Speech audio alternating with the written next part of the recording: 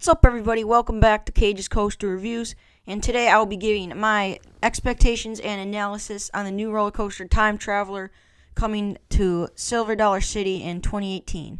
And I did a video about this for Steel Vengeance about 3 months ago, and I said I was never going to do one again for at least this year because I wasn't going to go on any new coasters coming out in 2018, but it turns out that I actually am going to Silver Dollar City in about 3 weeks for spring break, and I will be riding this after a week after it comes out. So I'm getting into the analysis first.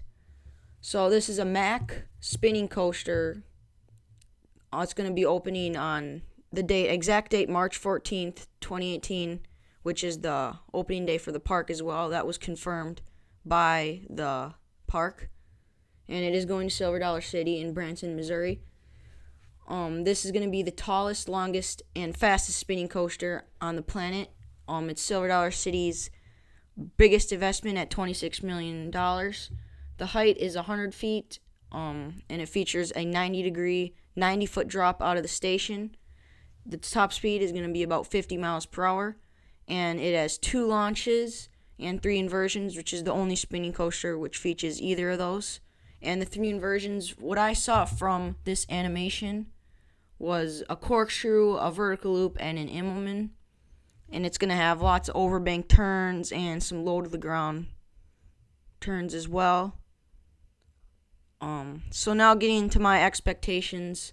When I'm coming to this park in a couple weeks, I'm not going to be really too excited about this compared to... I will be excited about this, but I'm mostly excited for Outlaw Run, which is going to looks to be an awesome roller coaster, but I'm not here to talk about that. What I think, this is going to be a great supporting coaster. It's going to really fit in with the park. It's going to make this park, it's going to put this park on the map a little more. It's going to have a decent lineup now. Honestly, this roller coaster does look a bit sluggish. It looks kind of slow, at least for this animation, and a bit forceless, but when you put in the spinning factor, it might be a little bit forceful.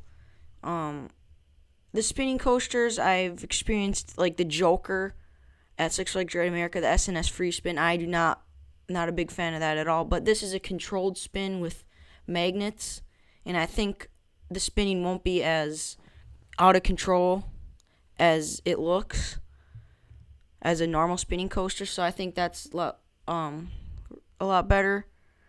And I've also ridden Pandemonium at Six Flags St. Louis, and I actually didn't mind that. I mean, I'm not a big fan of spinning coasters, but that was kind of fun. That was my favorite Wild Mouse coaster.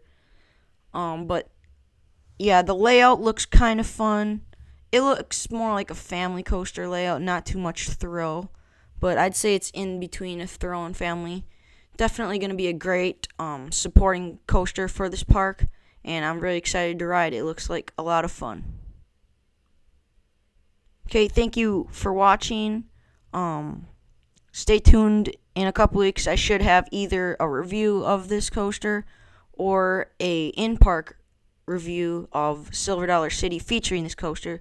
So please subscribe so you get notified about my upcoming videos. Thank you for watching, and we'll see you next time on Cage's Coaster Reviews.